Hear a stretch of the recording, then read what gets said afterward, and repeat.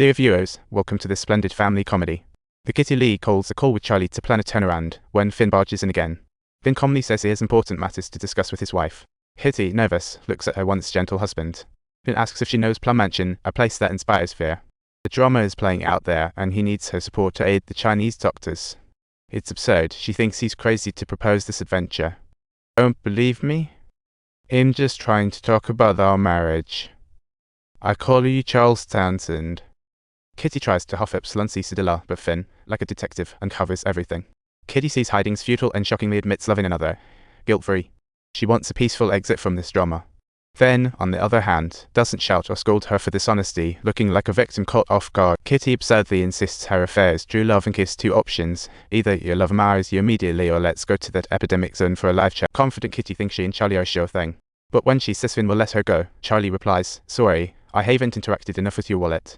Charlie first remarks she is little. When Kitty says Finn doesn't seek divorce for money, he chuckles knowingly. Subtitles. Don't you want a divorce?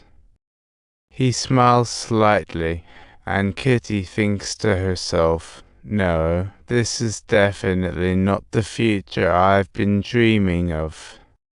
This isn't just my marriage. What is it anyway? For what? If there's no commitment, it's just a ludicrous show. Kitty always fantasized true love was just a paused illusion. Now she understands her husband's intent and heads home. Subtitles caught them packing. He'll join you. Great, I expected you'd heed my call.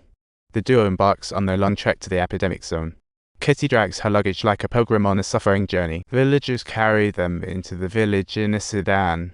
Truly a Stone Age welcoming ceremony. In the swaying sedan, Kitty desperately wipes away the beads of sweat, preferring to feel like a hot dog than complain. Seeing her husband's cold look, recalling her lover's abandonment, Kitty feels heartbroken.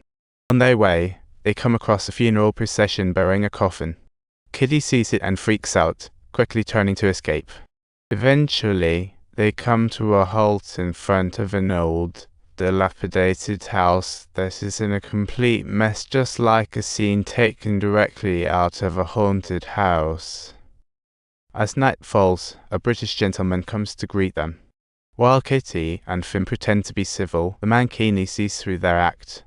After the man leaves, Kitty feels a tidal wave of regret hit her, as unprecedented hardships roll in like a storm with Finn reminds her that she can get vaccinated, yet she refuses and then pretends to be unconcerned as she asks, "Why shouldn't I get vaccinated?"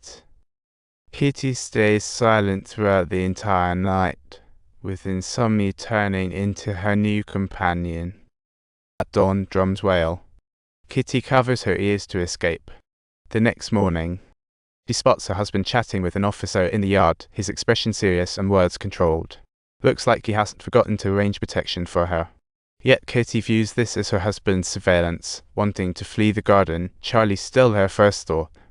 She grabs a pen and writes a heartfelt plea for help, determined that if Charlie would heed their old ties and lend a hand, then she'd be willing to be his secret lover. Kitty bravely puts on her favourite record and boldly seeks out the British man to send that letter. The man sees the name on the letter and is astonished. Isn't this your old friend? He appreciates Charlie's wife more.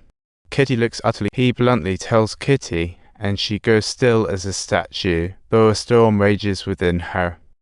Like a child whose dreams have been shattered, she tears the letter to shreds and throws her pendant into the corner, finally realizing she's wide awake. Yet their marriage has become merely cold. Her husband looks at her blankly as if she's invisible. They sit at the same table, feeling like war. Out of spite, Kitty deliberately gulps down that possibly contaminated veggie dish, while Finn furiously follows suit. This meal has turned into a cold war. Her fantasies lay in ruins, her love reduced to ashes. Kitty tries to escape, but stumbles upon villagers snatched by the epidemic. Almost enchanted, she draws closer to the corpses when that British man rushes over to stop her and drags her back to the cabin. Finn enters the village and sees villagers daily hauling buckets from the well, an obvious route for spreading the outbreak. In order to prevent the epidemic from spreading, he made a resolute decision to seal off the well, which angered the villagers, as it meant they had to walk 4 kilometers every day to fetch water, an absolutely unimaginable nightmare. They either once nice water source, now suddenly a no-go zone. Each pair of eyes burns with anger directed at Finn. With soldiers' help, they finally sealed the well. However, the outbreak lingers, and patients overwhelm him.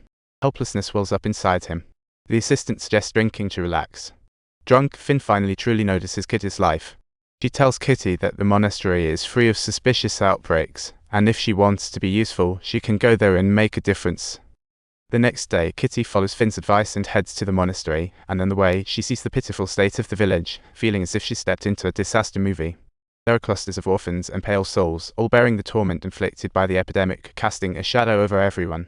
Time's Earl, the abbess, warmly greeted Kitty, showed her the monastery's charm, and said gently, "They survived thanks to your husband." Kitty sees the kids learning skills and music. Despite the epidemic, they remain resilient. She emerges from the monastery as if cleansed of her soul's dust. When she returns home, she eagerly waits for her husband to share a meal. However, her husband's late. Kitty brings dinner to his studio, finding Finn dozing at the table. His fingers still clutch his pen. In that moment, Kitty truly sees this man, desperately trying to save others' lives. Finn awakens to the noise, and Kitty continuously apologizes, eager to repair their relationship. Yet, Finn's tone remains icy. He's unwilling to converse. Kitty begs him with tears in her voice. Kitty turns and runs out, crying against the door, while her husband stands silent inside like a looming iceberg. She walks along the riverbank, as if trapped in a bizarre dream. Finn discovers that the villagers hastily buried the bodies claimed by the epidemic. The graveyards near the water sources have turned into endless breeding grounds for the plague, with rain floods inevitably carrying the germs into. Subscribe for more surprises and joy.